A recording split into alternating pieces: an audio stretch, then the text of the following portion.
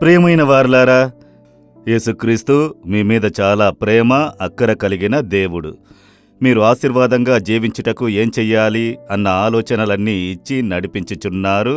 కనుక నేను ఊరికే ప్రార్థించుచున్నాను, విశ్వసించుచున్నానని చెప్పకుండునట్లు దేవుడిచ్చే ఆలోచనాసారముగా జీవించుటకు సమర్పించుకుంటేనే నిజమైన ఆశీర్వాదం కలుగును. ఇప్పుడు కూడా ఒక ముఖ్యమైన కార్యమును దేవుడు మీకు చెప్పుటకు ఇష్టపడుచున్నారు. ఏం కార్యమో తెలుసా? మీరు ఆశీర్వాదంగా ఉండాలి కదా, దానికో మార్గం చెబుతున్నారు. 40వ కీర్తన 4వ వచనములో, యెహోవాను నమ్ముకొనువాడు ధన్యుడు. ఎవరిని నమ్మి నువ్వు జీవిస్తున్నావు అని కొందరు చెబుతారు. నేను చదువుకున్నాను కదా, నాకు ఉద్యోగం దొరుకుతుంది, నా సామర్థ్యాన్ని నమ్ముతున్నాను, నా చదువుని నమ్ముతున్నాను, నాకు సాయం చేయడానికి ఎంతమంది ఉన్నారు, ఫ్రెండ్స్ ఉన్నారు, తెలిసిన వారు ఉన్నారు, వారందరూ ఉన్నారు కదా, అందువల్ల నా జీవితంలో నేను ముందుకు సాగుదును. మీ నమ్మకం మీ మీద ఉన్నది, మీ చదువు మీద ఉన్నది, మీ సామర్థ్యం మీద ఉన్నది, మీకు తెలిసిన స్నేహితుల మీద ఉన్నది. అయితే దేవుడు చెప్పుచున్నారు, యెహోవా మీద నమ్మకము కలిగిన మనుష్యుడు, నేను ప్రభువుని నమ్ముచున్నానండి, నా చదువు అటు ఉండనివ్వండి, నన్ను చదివించిన వారు ప్రభువు, నాకు సామర్థ్యం ఇచ్చిన వారు ప్రభువే, ఆయన నన్ను గమనించుకుంటారు, నాకు ఉద్యోగమిస్తారు, నన్ను నడిపించెదరు, ఆశీర్వదించెదరు, నా నమ్మకం ఆయనే అని నమ్మేవారే నిజంగా ఆశీర్వదించబడినవారు.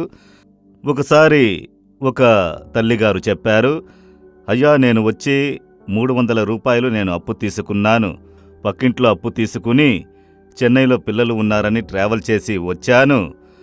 నాకు 3 పిల్లలు మంచి ఉద్యోగంలో ఉన్నారు, వారు మనిషికి 100 రూపాయలు ఇచ్చినా పంపించేద్దామని. ఆ కాలములో సుమారు 40 సంవత్సరాలకు ముందనుకోండి. అప్పుడు అది గొప్ప విషయం కదా. అప్పుడు ఆమె చెప్పారు, అయ్యా, 3 సంవత్సరాల పైన అయినది, అప్పు ఇవ్వలేకపోయాను. అది నా మనసుకు చాలా బాధ కలిగించింది.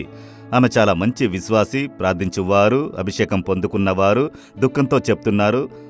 అప్పుడు నేను, సరే, మీరు పిల్లలు ఇవ్వనంటున్నారు, డబ్బు ఇవ్వలేకపోతున్నానని అంటున్నారు, సరే 300 రూపాయలు పక్కింట్లో అప్పు తీసుకుని వచ్చారు అని చెప్పారు కదా, ఎవరిని నమ్మి అప్పు తీసుకున్నారు అని అడిగాను. నా పిల్లలు 3 మద్రాసులో పనిచేస్తున్నారు, మంచి జీతం తీసుకుంటున్నారు, మనిషికొక 100 రూపాయలు ఇస్తే పంపియొచ్చు కదా, పిల్లల్ని నమ్మి తీసుకున్నాను. అక్కడే మీరు తప్పు చేశారన్నాను. ఏమిటయ్యా చెప్పుచున్నారు అని అన్నారు.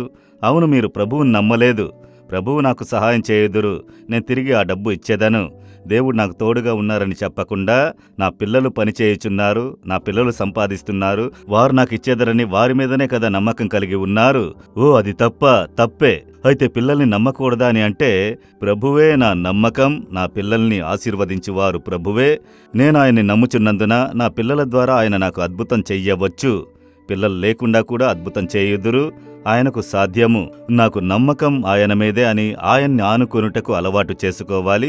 అప్పుడు అవును, నేను తప్పు చేశాను దేవా, స్తోత్రములు అని చెప్పి, నన్ను క్షమించండి అయ్యా, మిమ్మల్ని నమ్మెదను, నా పిల్లల్ని ఇక నమ్ముట లేదు, మిమ్మల్ని నమ్ముచున్నాను, నా అప్పు తీర్చాలి.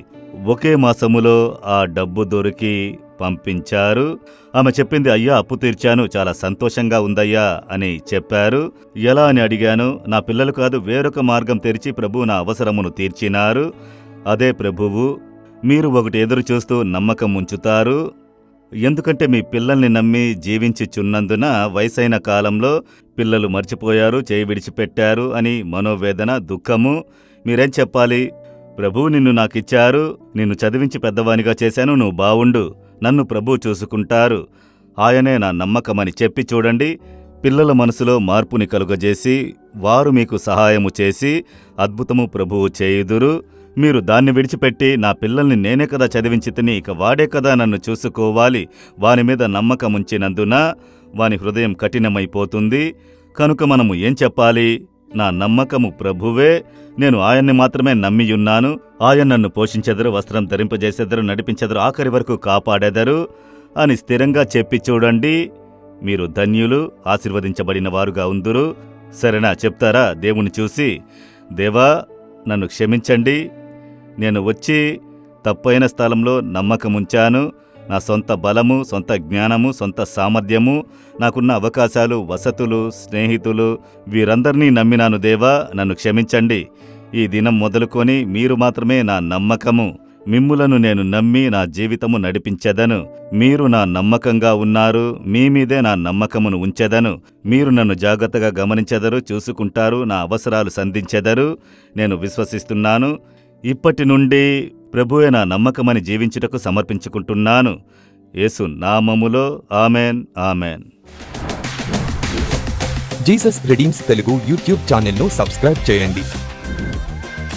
సబ్స్క్రైబ్ బటన్ను క్లిక్ చేయండి మరియు బెల్ బటన్ను నొక్కండి. ప్రతిరోజు కార్యక్రమ సమాచారం పొందండి.